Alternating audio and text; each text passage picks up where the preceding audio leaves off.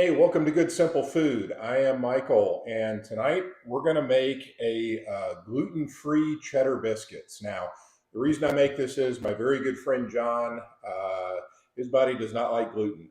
So when we're having dinner, instead of bread and things like that, I make these gluten-free cheddar biscuits. So these are super, super simple to make. So it doesn't take much time. And just a few ingredients. I have 2 cups of almond flour. Don't use almond meal, use the almond flour, the finer ground. Sometimes it's a little lumpy, more moisture. Okay, and then we have a tablespoon of baking powder. All right, just going to kind of mix that in a little bit. And then for moisture, we have 4 eggs. There we go. Mix this up. I mean, this literally, it just takes a few minutes to mix together and a few minutes to bake. This is so easy. And whether you have a gluten intolerance or not, they're delicious. So I would recommend trying them. They're really good. I'm just going to do mine in like drop cookie style on a baking sheet, but you can do these in muffin tins as well. It changes the texture a little bit, but I tend to like this method. All right, and just a 1/4 cup of half and half for the rest of the moisture in here. And then, I know this is going to sound like a lot, but it turns out really good. 2½ cups of shredded cheddar cheese. I usually use the thick cut because if you're going to get pre-shredded cheese, and I just do it for quickness, the best way is to grate it yourself, but if you're like me and trying to do things fast a lot of times, the thicker cut holds more moisture, so the cheese is more moist and more flavorful. The thinner the cut on the cheese, the thinner the shred, the quicker the cheese dries out, even in the packages it comes in. Okay, that's it. We are mixed up. It's that simple. And then I've got my baking pan lined with little parchment paper.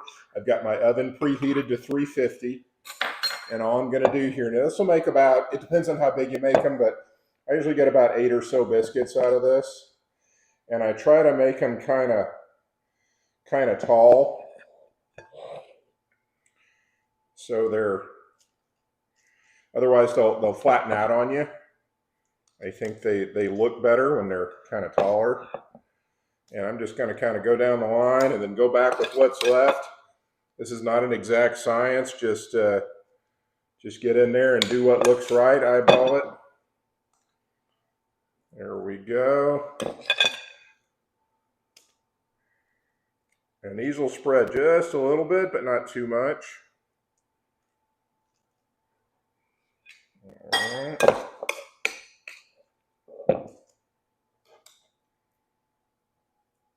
And we want them to get about the same size, so when you cook them, they're cooked the same. You don't have some that are dried out and some are kind of doughy in the middle, so we try to make them all about the same size. Yeah, and we are pretty close there. Get all the rest of these goodies out of here. And I'm telling you, you're not going to believe how good these are for something so simple with, I think there's a stigma attached to people saying gluten-free and you get the ew, but these are really flavorful and light. All right, boom, and then we're ready to go. So we got our oven preheated, and these are going to go in the oven for about 20 minutes. Let me fix that one up a little bit. We're going to give these about 20 minutes in the oven.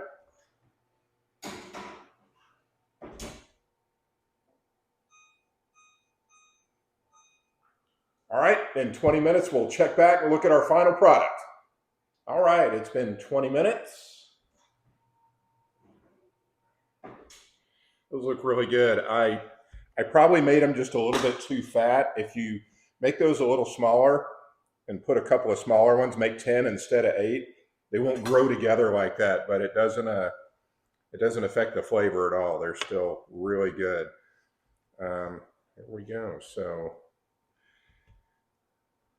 There we go. And here's a final product, and you can serve these as soon as they come out of the oven. They don't need to rest or anything like that, but they are super light and delicious. Those are very hot right now, but super light, delicious, fluffy, and cheesy. So you won't know they're gluten-free. They're just really good. So hope you'll subscribe and follow us, and I hope you'll give the biscuit recipe a try.